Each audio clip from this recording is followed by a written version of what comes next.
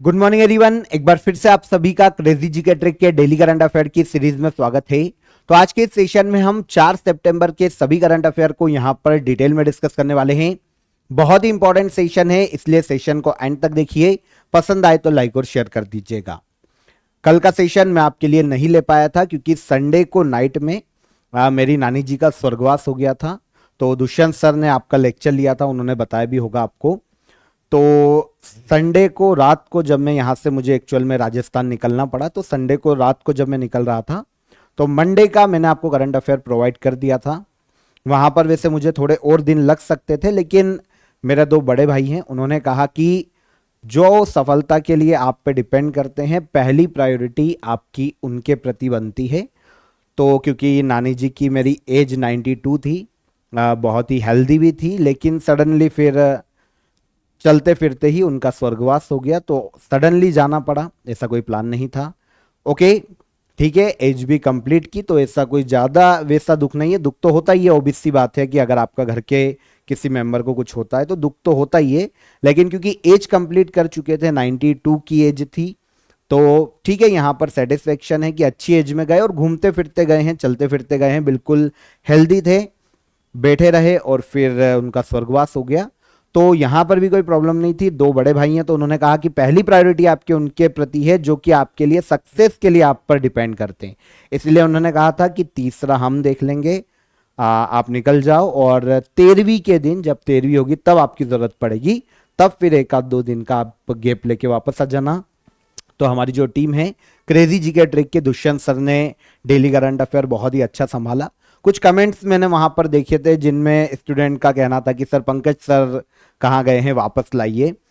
तो देखिए, कभी कभी अगर देखिए, सारे फैकल्टी बहुत ही अच्छा टीच करते हैं, आप सभी को पता है। साहू सर हो, अनमोल मैडम हो, या फिर दुष्यंत सर हो, मैं हूँ, है ना, हमारे मैथ्स वाले सर हो प्रशांत सर, तो आप सभी को पता है, सभी आपको अपना बेस्ट देने की कोशिश करते हैं। मैं भी आपको अपना बेस्ट देने की कोशिश करता हूँ। आपको मुझसे पढ़ने की एक आदत भी हो गई है, तो इसीलिए आप एक्सेप्ट नहीं कर पाते किसी और को। ओके, कोई प्रॉब्लम नहीं है। लेकिन देखिए, कभी अगर ऐसा इंसिडेंस हो जाता है तो आपसे रिक्वेस्ट है कि 1 आध 2 दिन की बात होती है, आप थोड़ा सा मैनेज करा करें। और इसके अलावा डेली करंट अफेयर आपको क्रेजी जी के ट्रिक पर हमेशा मिलता रहेगा। क्रेजी जी के ट्रिक की पूरी टीम आपकी सफलता के लिए हमेशा खड़ी है। आपको एक चीज समझना चाहिए। ओके, तो चलिए, कोई बात नहीं है, मैं आ गया हूं। 4 सितंबर के सभी करंट अफेयर को यहां पर हम डिटेल में डिस्कस करेंगे, एक एक फैक्ट को हम समझेंगे। बहुत ही इंपॉर्टेंट सेशन है, ध्यान से एंड तक देखिएगा। और आप सभी को पता है, कल 7 मंथ करंट अफेयर का मैराथन वीडियो आया था आप सभी के लिए करंट अफेयर का। अगर आपने वो वीडियो नहीं देखा है तो आप उस वीडियो को भी जाकर वॉच कीजिए। 600 प्लस इंपॉर्टेंट करंट अफेयर आपको यहां पर सिंगल वीडियो में देखने को मिल जाएंगे। तो जनवरी से लेकर अगस्त 2024 तक के सभी करंट अफेयर जो इंपॉर्टेंट है यहां पर हमने इंक्लूड किए हैं। एसएससी सीजीएल की जिनके एग्जाम है उनके लिए भी लास्ट टाइम रिवीजन के लिए रामबाण वीडियो है, आप एक बार देखकर जरूर जाइएगा। और इसके अलावा इंडिया या स्टेट की किसी भी एग्जाम में आपको यहीं से क्वेश्चन देखने को मिलेंगे। तो यूट्यूब प्लेटफॉर्म पर आपको अवेलेबल है क्रेजी जी के ट्रिक पर, आप इस वीडियो को भी जरूर वॉच कीजिएगा। आइए शुरू करते हैं। 4 सितंबर के करंट अफेयर को यहां पर हम समझते हैं। शुरुआत में 4 सितंबर ही बोला ना मैंने, ठीक है। चलिए, तो सबसे पहला क्वेश्चन देखेंगे 4 सितंबर का करंट अफेयर का। पैरालंपिक 2024 में नीतीश कुमार ने किस खेल में गोल्ड मेडल अपने नाम किया है? तो नीतीश कुमार ने पैरा ओलंपिक 2024 में हाल ही में बैडमिंटन में गोल्ड मेडल अपने नाम किया, पैरा बैडमिंटन में। तो आपको पता होना चाहिए कि नीतीश कुमार जिनकी हम बात कर रहे हैं पैरा बैडमिंटन के खिलाड़ी हैं। ओके, ये है नीतीश कुमार। देखिए, Indian para badminton player Nitish Kumar ने मेंस सिंगल SL3 कैटेगरी में गोल्ड जीता है बैडमिंटन में। अब यहां पर आपको कंफ्यूज करेगी SL3 कैटेगरी की, ये कैटेगरी क्या है? तो देखिए, SL3 कैटेगरी की बात करें तो ऐसे प्लेयर आते हैं इनमें जिन्हें लोअर लिम्स, मतलब शरीर के निचले हिस्से में किसी भी प्रकार की डिसीज है ना, कोई भी डिसेबिलिटी है, अगर वो दिव्यांग है, शरीर के निचले हिस्सों से, पैरों से नॉर्मली चलने में दिक्कत, दौड़ने में दिक्कत, तो ऐसे खिलाड़ी आते हैं SL3 कैटेगरी में। ओके, तो जो हमारे प्लेयर हैं नीतीश कुमार, वो पैरा बैडमिंटन के SL3 कैटेगरी के प्लेयर हैं, इन्होंने गोल्ड अपने नाम किया। इन्होंने इस टूर्नामेंट में ब्रिटेन के डेनियल बेथेल को हराकर यह गोल्ड जीता है। देखिए 2 सितंबर का दिन पैरालंपिक में इंडिया के लिए बहुत ही अच्छा रहा था। 2 सितंबर तक हमने केवल 7 मेडल जीते थे पैरालंपिक में, लेकिन 2 सितंबर को हमने एक साथ 8 मेडल अपने नाम किए एक ही दिन में। तो 2 सितंबर तक हमारे मेडल की संख्या कितनी हो गई पता है? 15। 7 और 8 15। 7 पहले से थे, 8 हमने बाद में जीते। कौन कौन मेडल लेकर आए, हम इनकी बात कर लेते हैं जो 2 सितंबर को जीते हैं, क्योंकि उनके पहले जो मेडल लाए उनकी हम बात हर रोज कर ही रहे हैं। और जब फाइनल पैरालंपिक खत्म हो जाएगा तो हम पूरी एक टैली देखेंगे, मेडल टैली भी देखेंगे, टेबल की भी बात करेंगे और हमारे प्लेयर्स की भी बात करेंगे। लेकिन यहां पर वो जो 2 सितंबर को कोई मेडल लाए हैं। ओके, तो नितेश कुमार, अभी हम जिनकी बात कर रहे थे, मेंस सिंगल SL3 बैडमिंटन में इन्होंने गोल्ड अपने नाम किया। फिर आते हैं second, Sumit Antil, javelin throw F64 athletics की कैटेगरी है, इन्होंने गोल्ड अपने नाम किया है। सुमित अंतिल ने टोक्यो ओलंपिक जो टोक्यो पैरालंपिक हुए थे उनमें भी गोल्ड जीता था जेवलिन थ्रो में।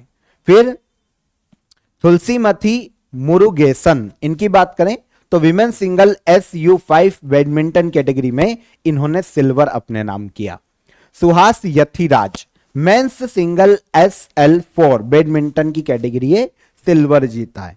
देखिए ये अलग अलग कैटेगरी है दिव्यांगता के आधार पर, तो सारी तो मैं आपको नहीं बता रहा हूं, पर कैटेगरी याद रख सकते हैं तो याद रखना, ठीक है।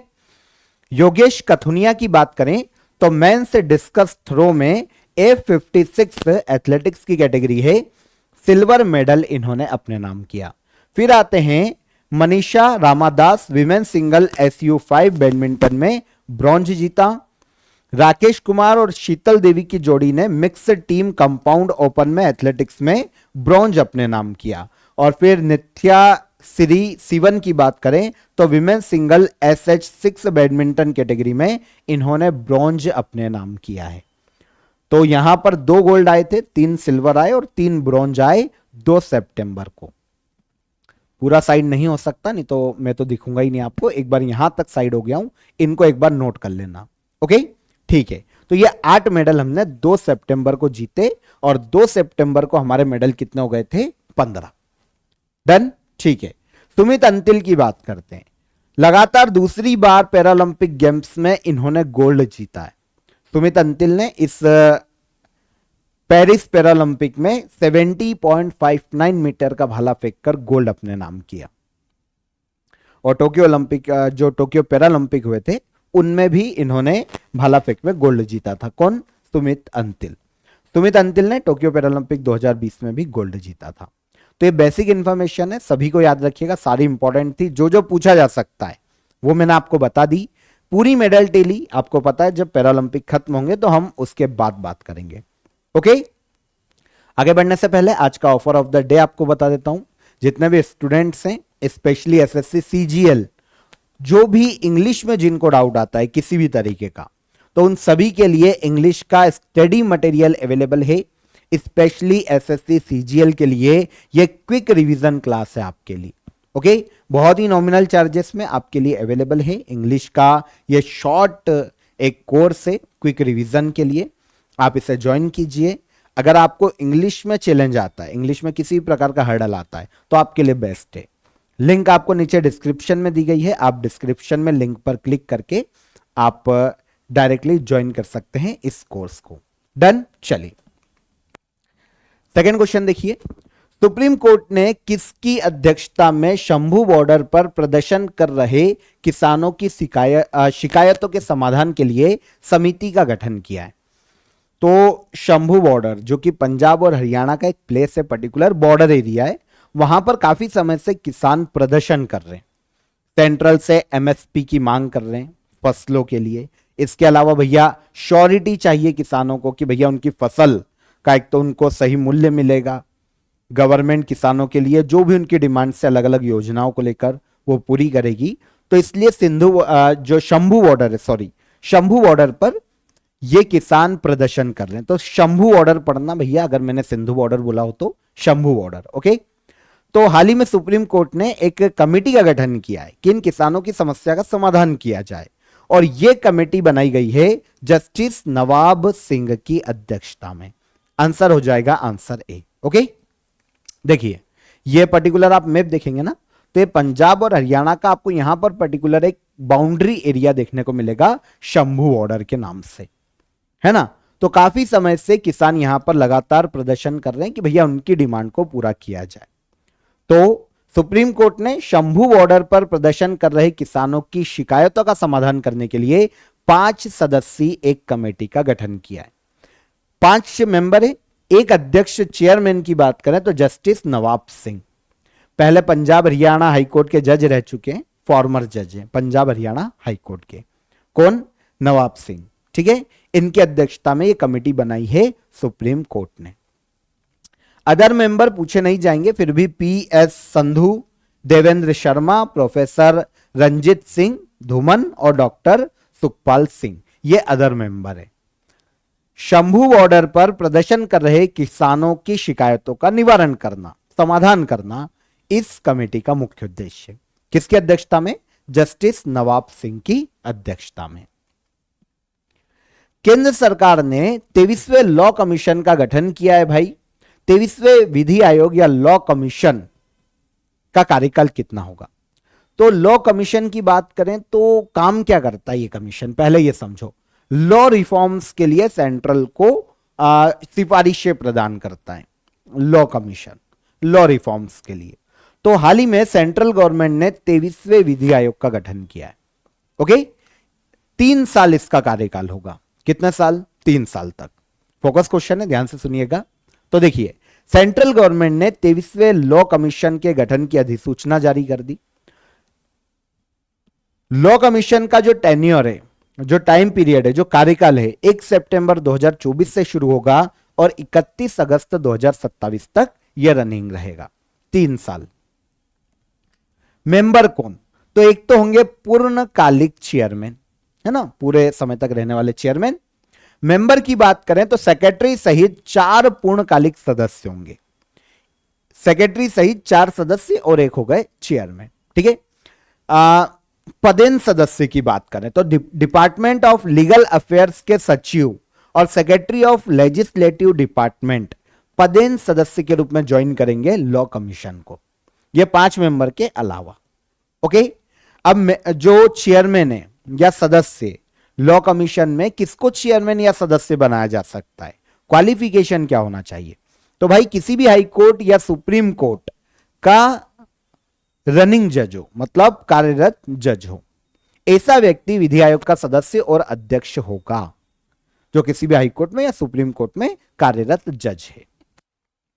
लॉ कमीशन की बात करें, काम मैंने आपको बता दिया कि काम क्या है। एक नॉन स्टैट्यूटरी बॉडी है, मतलब किसी भी लॉ को लाकर या पार्लियामेंट में कोई लॉ लाकर इस संस्था को नहीं बनाया गया है, बल्कि गवर्नमेंट की इच्छा शक्ति पर है, गवर्नमेंट के ऑर्डर पर, गवर्नमेंट की पॉलिसीज के माध्यम से ऐसे संगठन की स्थापना की जाती है।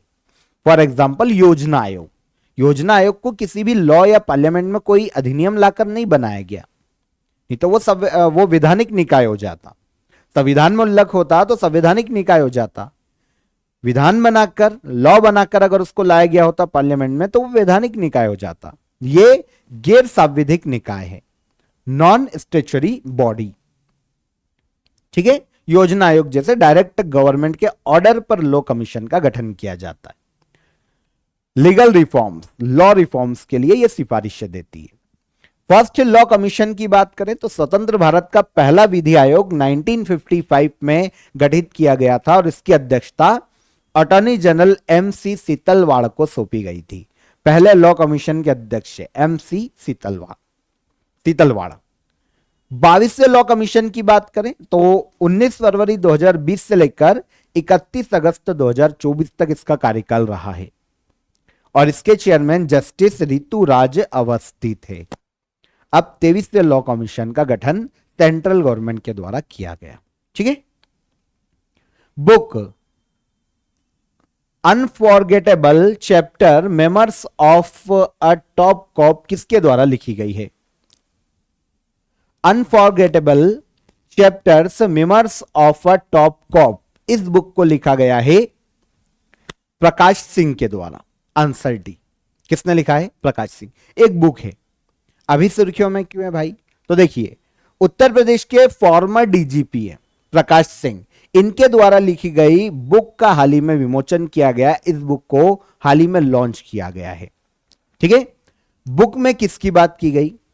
तो अपने पुलिस करियर में जो भी प्रकाश सिंह की अचीवमेंट रही और इन्होंने जो भी अपने करियर में देखा, स्पेशली जम्मू कश्मीर और नागालैंड के जो उग्रवादी क्षेत्र, जो डिस्टर्ब्ड एरिया हैं, जहां पर बहुत ज्यादा उग्रवाद देखने को मिला है, उसके खिलाफ उनकी जो लड़ाई है ना, और देश की सुरक्षा के लिए क्रॉस बॉर्डर ऑपरेशन उन्होंने जितने भी किए हैं, उनकी क्या भूमिका रही, इसके बारे में डीजीपी प्रकाश सिंह ने अपनी इस बुक में बताया है।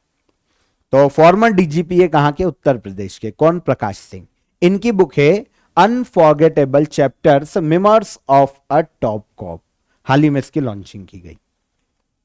विश्व बैंक ने फाइनेंशियल ईयर 2024-25 के लिए भारत की विकास दर, जीडीपी ग्रोथ के आधार पर विकास दर को 6.6% से बढ़ाकर कितना कर दिया है? तो वर्ल्ड बैंक का एक डेटा रिलीज हुआ है और इन्होंने बताया कि 2024-25 में भारत की जो जीडीपी ग्रोथ है वो ऑलमोस्ट 7% रहने वाली है। और यही इनका पहला जो डेटा आया था, उनमें उस रिपोर्ट में वर्ल्ड बैंक ने अपनी जीडीपी, इंडिया की जीडीपी ग्रोथ का जो अनुमान है 2024-25 के लिए, वो 6.6% लगाया था। अब इसको बढ़ाकर कितना किया गया? 7%। ठीक है, तो 3 सितंबर को वर्ल्ड बैंक ने फाइनेंशियल ईयर 2024-25 के लिए भारत की ग्रोथ रेट के पूर्वानुमान को 6.6% से बढ़ाकर 7% किया है। वैसे फाइनेंशियल ईयर 2024-25 के लिए 2 बार पहले भी ग्रोथ रेट जारी किया जा चुका है अनुमान के आधार पर। पहले इन्होंने बोला था जनवरी 2024 में कि इंडिया की जीडीपी ग्रोथ 6.4% रहेगी। जून में इन्होंने कहा कि यह 6.6% रहेगी। और अब जो सितंबर के फर्स्ट वीक में रिपोर्ट आई, इसमें इन्होंने कहा कि भारत की जीडीपी ग्रोथ 7% रहेगी, क्योंकि भारत की जो जनता है, एक तो कंज्यूम बहुत ज्यादा कर रही है और भारत में इन्वेस्टमेंट भी काफी आ रहा है। तो इसके आधार पर इन्होंने 2024-25 के लिए भारत की जीडीपी ग्रोथ का अनुमान बढ़ाकर 7% किया है। किसने? वर्ल्ड बैंक ने। जीडीपी के बारे में आप जानते क्या होता है? Gross domestic product, GDP. किसी भी देश की विकास दर को काउंट किया जाता है जीडीपी के आधार पर। जीडीपी जानते क्या होती है? किसी भी देश की एक फाइनेंशियल ईयर में, है ना, जो सीमा है उसके अंदर वस्तुओं और सेवाएं जितनी भी उत्पादित की गई है, जितनी भी प्रोड्यूस की गई है, वस्तु और सेवा, गुड्स और सर्विसेज, उनका मौद्रिक मूल्य, पैसे में उनकी जो वैल्यू बनेगी, वही उस देश की जीडीपी होती है। ठीक है, अगर भारत के अंदर किसी फॉरेनर ने पैसा कमाया है ना, भले वो अपने देश में भेजेगा, लेकिन उसको जीडीपी में काउंट किया जाएगा, क्योंकि वो भारत की भौगोलिक सीमा के अंदर प्रोड्यूस हुआ है। वो सेवा दे रहा है तो भी, वो गुड्स या कुछ उत्पाद बना रहा है तो भी। आया समझ में? तो ये एक, कोई एनआरआई अमेरिका में कमा रहा है तो वो जीडीपी में ऐड नहीं होता, क्योंकि वो भारत की भौगोलिक सीमा के बाहर है। आया समझ में? और फिर उसके लिए अदर टर्म समझनी पड़ती है, लेकिन हम यहां पर केवल जीडीपी की बात कर रहे हैं। तो एक फाइनेंशियल ईयर में किसी भी देश की भौगोलिक सीमा में बनी हुई जो सेवाएं और प्रोडक्ट है, उनका अंतिम मौद्रिक मूल्य जो आएगा, कुल वैल्यू, वही जीडीपी होती है। इसके आधार पर किसी भी देश की विकास यात्रा को देखा जाता है, विकास दर को जज किया जाता है। आगे आइए, हाल ही में किसके द्वारा कृषि निवेश पोर्टल और एग्रीकल्चर फंड को लॉन्च किया गया? तो भाई एग्रीकल्चर सेक्टर के होंगे तो एग्रीकल्चर मिनिस्टर जारी करेंगे। कौन है? Shri Shivraj Singh Chouhan, former CM of Madhya Pradesh, 18 साल तक एमपी के सीएम रहे शिवराज सिंह चौहान। इन्होंने अभी एग्रीकल्चर मिनिस्टर है सेंट्रल में। इन्होंने कृषि निवेश पोर्टल और एग्रीकल्चर फंड को हाल ही में लॉन्च किया है शिवराज सिंह चौहान ने। दोनों का उद्देश्य क्या है भाई? तो देखिए, भारत के एग्रीकल्चर मिनिस्टर शिवराज सिंह चौहान ने एग्रीकल्चर सेक्टर में इन्वेस्टमेंट को बढ़ावा देने के लिए एक तो एग्रीकल्चर इन्वेस्टमेंट पोर्टल को लॉन्च किया और एग्रीकल्चर फंड को लॉन्च किया। इसमें से हम बात करेंगे एग्रीकल्चर फंड की, है ना। ऑफ शोर एग्री शोर के नाम से इस स्कीम को लाया गया है। देखिए, ग्रामीण जो इंटरप्राइजेस है, जितने भी ग्रामीण उद्यम है, उनके लिए एक फंड है भाई, एग्रीकल्चर फंड, ठीक है ना। फार्मर्स और एग्रीकल्चर सेक्टर से जुड़े उद्योगों को वित्तीय सहायता प्रदान करने के लिए एग्रीकल्चर फंड बनाया गया है, लॉन्च किया है शिवराज सिंह चौहान ने। इस फंड की जो टोटल वैल्यू है 750 करोड़ है।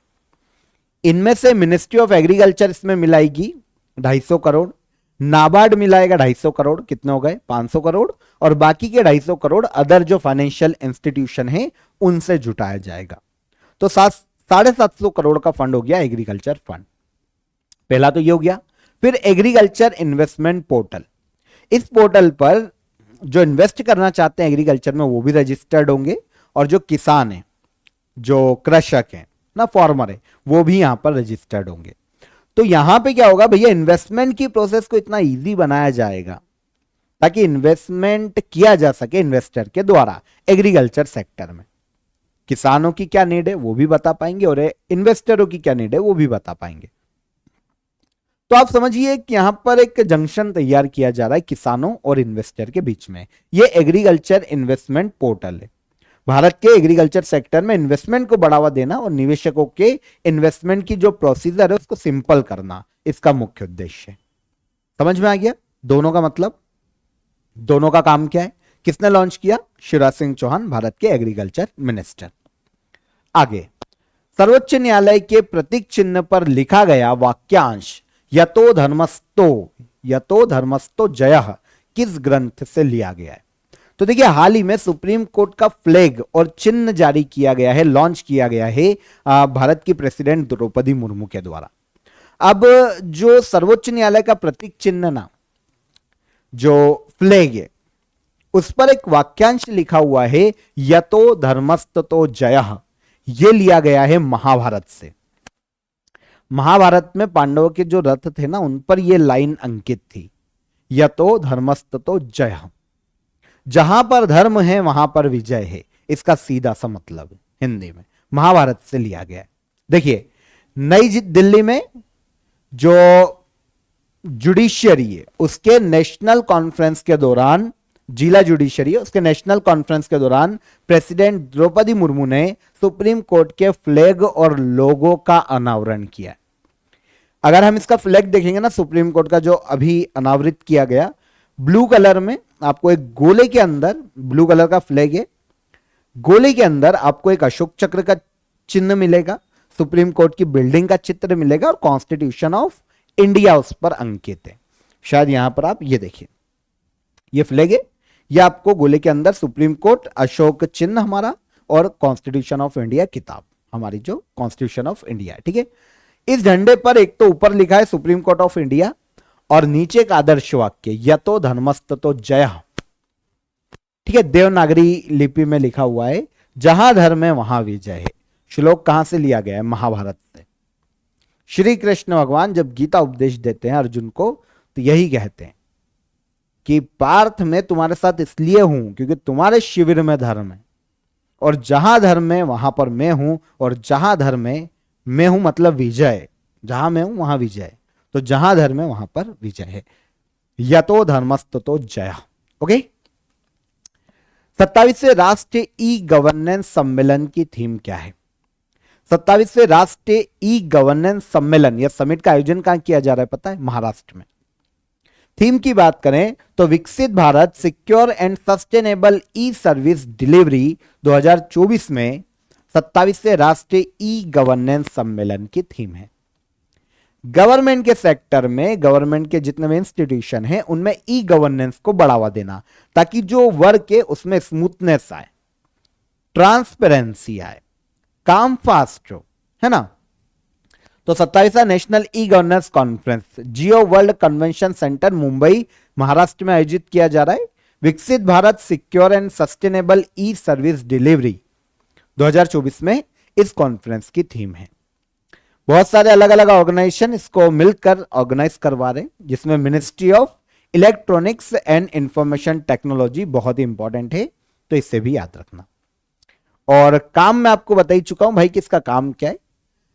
गवर्नमेंट के सेक्टर में ई गवर्नेंस को बढ़ावा देना, ताकि गवर्नमेंट सर्विसेज की एफिशिएंसी बढ़े, ट्रांसपेरेंसी बढ़े, है ना, इनोवेशन को बढ़ावा दिया जा सके गवर्नमेंट सेक्टर में।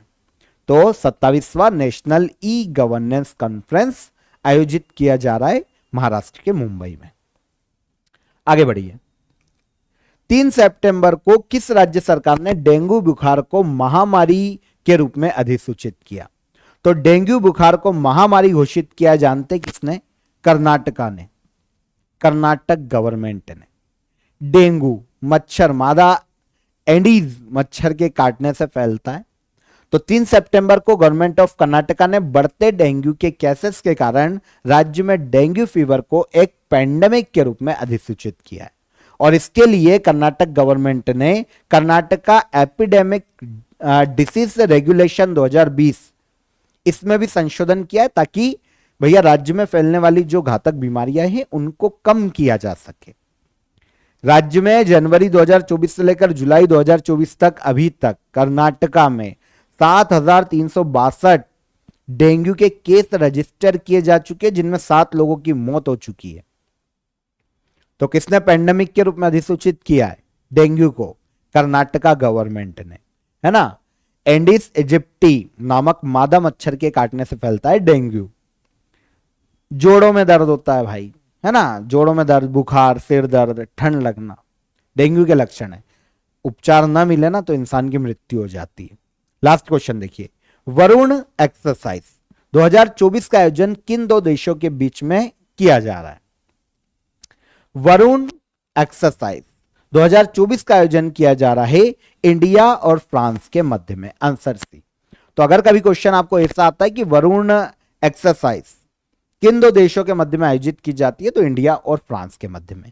हाल ही में यह शुरू हुई है भारत और फ्रांस के मध्य में एक नेवल एक्सरसाइज से वरुण, ठीक है। इंडिया और फ्रांस के मध्य में इसका आयोजन किया जाता है, नेवल एक्सरसाइज। सबसे पहली बार 1993 में शुरुआत की गई थी फर्स्ट एडिशन की। अभी 2024 में यह 22वां एडिशन है वरुण युद्धाभ्यास का। द्विपक्षीय नेवल एक्सरसाइज से 2 से लेकर 4 सितंबर तक मेडिटेरियन सी मतलब भूमध्य सागर में इसका आयोजन किया जा रहा है। भारत की ओर से आईएनएस विक्रांत ने इसमें भाग लिया है। दोनों देशों की नेवी के मध्य में कॉपरेशन को बढ़ावा देना, संबंधों को मजबूत करना वरुण युद्धाभ्यास का मुख्य उद्देश्य है। भारत और फ्रांस के मध्य में यह नेवल एक्सरसाइज आयोजित की जाती है। डन, याद रहेगा। तो यहां पर 4 सितंबर के सभी करंट अफेयर को हमने डिटेल में डिस्कस किया। एक एक क्वेश्चन आई होप आपको समझ में आया होगा, इजी था। अब हम आ जाते हैं लास्ट डे के रिवीजन पर। जो हमारा डेली करंट अफेयर था उसको एक बार यहां पर हम रिवाइज कर लेते हैं, ठीक है। तो देख लेते हैं। निम्नलिखित में से किसे रेमन मैग्सेसे पुरस्कार 2024 से सम्मानित किया गया? तो हयाओ मियाजाकी, आंसर डी, ठीक है। Hayao Miyazaki Ramon Magsaysay award दिया गया 2024 के लिए। पैरालंपिक 2024 में निषाद कुमार ने किस खेल में सिल्वर मेडल जीता है? तो निषाद कुमार की बात करें तो इन्होंने हाई जंप में सिल्वर मेडल अपने नाम किया था। वायुसेना का उप प्रमुख किसे नियुक्त किया गया? तो एयर मार्शल तेजिंदर सिंह। निम्न में से किस फुटबॉल टीम ने ड्यूरेंट कप 2024 जीता? तो नॉर्थ ईस्ट यूनाइटेड ने। भारत सरकार के नए आंकड़ों के अनुसार 2023-24 में सोयाबीन का सर्वाधिक उत्पादन किस राज्य में हुआ है? कहां पर? मध्य प्रदेश में ही होता है, इसलिए एमपी को सोया स्टेट कहा जाता है। सेंट्रल गवर्नमेंट ने पहले डिजिटल कृषि मिशन के लिए कितने बजट का प्रावधान किया? तो 2817 करोड़। चर्चा में रही डिजिटल भारत निधि का निम्नलिखित में से किससे संबंध है? तो telecom connectivity. Cabinet crop science for food and nutritional security programme को मंजूरी दी गई है केंद्र सरकार या कैबिनेट के द्वारा। इस कार्यक्रम में कुल कितने पिलर्स हैं? तो ये 6 पिलर्स हैं। फॉर्मूला 1 रेस F1S या F1 इटालियन ग्रैंड प्रिक्स 2024 का खिताब किसने जीता? तो चार्लिस लेक्लर्क, है ना, इन्होंने जीता है। चार्ल्स लेक्लर्क इनका नाम। देख लेना एक बार, कंफर्म कर लेना उसको, ठीक है, क्योंकि नाम के बहुत सारे मीनिंग निकल जाते हैं कभी कभी। केंद्रीय मंत्रिमंडल ने किस राज्य में कॉयंस सेमीकॉन प्राइवेट लिमिटेड को खोलने के प्रस्ताव को मंजूरी दी है? तो यह मंजूरी कहां दी गई? गुजरात। आंसर हो जाएगा आंसर ए, है ना। तो ये आंसर थे हमारे कल का हमारा करंट अफेयर है। अब आज के लिए क्वेश्चन ऑफ द डे बता देता हूं आप सभी को, ध्यान से सुनिएगा। 3 क्वेश्चन कल के सेशन में आपको मिले थे। हाल ही में नेटफ्लिक्स पर रिलीज हुई वेब सीरीज IC814 के डायरेक्टर कौन है? तो इसके डायरेक्टर है अनुभव सिन्हा, काफी विवादों में भी है। ये ले लेते हैं, कॉन्स्टिट्यूशन ऑफ इंडिया के किस आर्टिकल में यूनिफॉर्म सिविल कोड है? तो ये आर्टिकल 44 है। और ईस्टर्न घाट की हाईएस्ट पिक की बात करते तो आंध्र प्रदेश में देखने को मिलेगी, जिसे जिंदागड़ा के नाम से जाना जाता है। जिंदागड़ा पिक है, ये लोकेटेड है अराकू वैली, आंध्र प्रदेश में। 1690 मीटर ऑलमोस्ट इसकी ऊंचाई देखने को मिलती है, जो कि ईस्टर्न घाट की सबसे ऊंची चोटी है। तो बिल्कुल सही आंसर आया है रूपाली साबत का। वैसे सभी आंसर बिल्कुल सही आए, लेकिन अधिकतर कमेंट तो मैं जानता हूं कि पंकज सर कहाँ गए, इससे रिलेटेड थे, तो डोंट वरी। देखिए दुष्यंत सर ने बहुत ही अच्छा करंट अफेयर आपको टीच किया था। सारे फैकल्टी क्रेजी जी के ट्रिक में बहुत ही कोऑपरेट करते हैं, आप समझिए। कभी कोई नहीं रहता तो उसकी जगह, जैसे एक मैंने कमेंट भी देखा था कि सर, मतलब दुष्यंत सर को भी काफी काम रहते हैं, देखिए बहुत ही बिजी रहते हैं, उसके बीच में भी उन्होंने करंट अफेयर बाकायदा आपको प्रोवाइड किया मेरे एब्सेंस में। तो ये भी बहुत ही, आप समझिए कि आपको हमेशा करंट अफेयर क्रेजी जी के ट्रिक पर मिलता रहेगा, है ना। तो उन्होंने अपना काम छोड़कर डेली करंट अफेयर, ताकि आपका नुकसान नहीं हो। नहीं तो 1-2 दिन छोड़ा भी जा सकता था, लेकिन आपका लॉस नहीं हो, इसलिए वो उन्होंने कंटिन्यू किया। तो कभी ऐसा होता है कि भैया कभी मैं ना रहा, किसी भी कारण से ना रहूं 1-2 दिन के लिए, तो आप करंट अफेयर आपको इसी तरह मिलता रहेगा। आप कॉपरेट कीजिए सारे फैकल्टीज के साथ, जो भी आपको वीडियोस आते हैं यूट्यूब पर, तो देखिए सारे फैकल्टीज की प्रेजेंस रहती है, तो आपको सबकी आदत होना चाहिए। Prashant sir, Anmol madam, Dushyant sir, Sahu sir, है ना, तो और मैं भी, तो सारे वीडियो आते रहते हैं। तो आप कोऑपरेट कीजिए, पूरी टीम केवल आपकी सक्सेस के लिए काम कर रही है, पूरा क्रेजी जीके ट्रिक आपकी सक्सेस के लिए काम कर रहा है, ठीक है। और ये लगातार करता रहेगा जब तक आपका सिलेक्शन ना करवा ले। चलिए आज के लिए आपको question of the day they देता हूं, फिर मैं आपको एक नोटिफिकेशन बता देता हूं।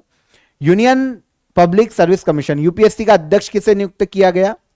हुल्लोंग पार गिब्बन वाइल्ड लाइफ सेंचुरी किस राज्य में स्थित है? और फर्स्ट बिम्स्टेक बिजनेस समिट का आयोजन किस देश में किया जा रहा है या किया गया? तो तीनों का आंसर कीजिएगा कमेंट बॉक्स में। आप सभी के लिए एनटीपीसी का नोटिफिकेशन आ चुका है, रेलवे की एग्जाम है, ठीक है। देखिए एक तो ग्रेजुएट लेवल पर भी आपके लिए पोस्ट निकली है, जो ग्रेजुएट हो चुके हैं उनके लिए 8113 पोस्ट यहां पर निकली है, और जो अंडर ग्रेजुएट हैं, ग्रेजुएशन जिनका भी नहीं हुआ है, उनके लिए भी 3445 पोस्ट आई है एनटीपीसी की, है ना, नॉन टेक्निकल एनटीपीसी की। तो देखिए जो ग्रेजुएशन के आधार पर जो पोस्ट निकली है, वो आपके 14 तारीख से फॉर्म शुरू हो जाएंगे सितंबर में, और अक्टूबर 13 तक ये फॉर्म चलेंगे। आप इसमें फॉर्म फिल कर दीजिएगा अगर आप एलिजिबल हैं। और इसके अलावा जो अंडर ग्रेजुएट हैं उनके फॉर्म शुरू होंगे 21 सितंबर से, और ये चलेंगे 20 अक्टूबर 2024 तक। और फिर जब भी एग्जाम डेट आएगी हम उसको डिस्कस करेंगे। तो ये एनटीपीसी के लिए आपके लिए नोटिफिकेशन आ चुका है, रेलवे का एग्जाम है, तो फॉर्म फिल कीजिएगा, नोटिफिकेशन को चेक कर लीजिएगा और प्रॉपर तैयारी करिए, आप सभी के लिए इंपॉर्टेंट है। आई होप आपको अपडेट भी अच्छा लगा होगा, सेशन भी पसंद आया होगा। अगर आपको सेशन पसंद आया तो आपको क्या करना है, लाइक और शेयर कर दीजिए वीडियो को। चैनल पर पहली बार आए हैं तो सब्सक्राइब कर लीजिए। कल फिर मुलाकात करेंगे नेक्स्ट डे के करंट अफेयर में। तब तक अपना ख्याल रखिएगा, खुश रहिए, इसी तरह मुस्कुराते रहिए। कल मिलेंगे। जय हिंद, जय भारत।